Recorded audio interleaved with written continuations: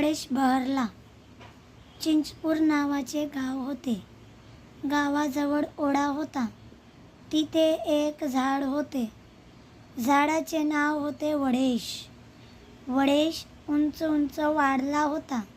जणू काही आभाळाला भिडला होता. आजूबाजूला खूप खूप पसरला होता. फांदी फांदीवर पानेच पाने होती. पाने हिरवीगार होती. झाडाखाली थंडगार सावलीत बसायला फारच मजा यायची. झाडावर चिमणी, कावळा, खारुताई, मैना, राघू यायचे. किलबिल करत बोलायचे. गोड गाणी गायचे. वडेशला पाखरांची भाषा समजायची.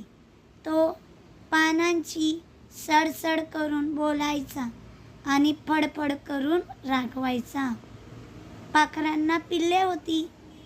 चिमणीचे पिल्लू होते चिनू. कावळीनीचे पिल्लू होते कानू. पोपटाचे पिल्लू होते पिनू. पिले लपाछपी खेळत, पारंबी पकडून झोके घेत, खूप दंगा करत दुपारी वडेची झोप मोडायची. तो वैतागून जायचा. पिल्लांवर रागवायचा.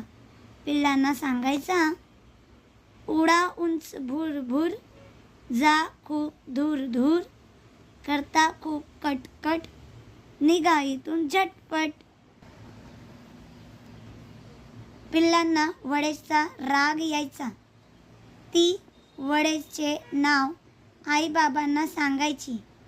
नेहमी नेहमी पिल्लांचे बोलणे ऐकून पाखरांना वडेशचा राग आला. अचानक पाखरे दूर निघून गेली. इथे कोणी बोलायला नाही, कोणी खेळायला नाही. आता काय करावे? वडेशला एकटे एकटे वाटू लागले. हिवाळा संपला. ऊन तापू लागले. फांदीवर तांबूस कोवळे अंकुर दिसू लागले. ते हळूहळू मोठे झाले. मग पोपटी होत गेले. कोवळी पाने दिसू लागली. पाने हिरवीगार झाली. फांदी फांदीवर हिरवे हिरवे टिपके दिसू लागले. ते हळूहळू लालसर झाले. मग फळे लाल चुटूक झाली. जाता येता पाखरांना फळे दिसू लागली.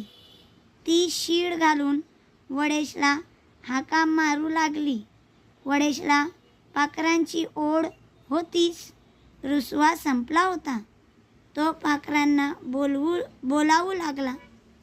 या रे सारे या, या रे या सारे या, चटकन या पटकन या, लाल लाल फळे खाऊन जा. पाखरे बोलू लागली. येतो येतो पटकन येतो, हसत नाचत चटकन येतो, गाणी गात गात येतो, लाल लाल फळे खातो. पाखरे वडेजवळ आली. नवी घरटी बांधली. वडेजवळ राहू लागली. वडेशला खूप आनंद झाला. मोठी झालेली पिले पाहून वडेश बहरून आला.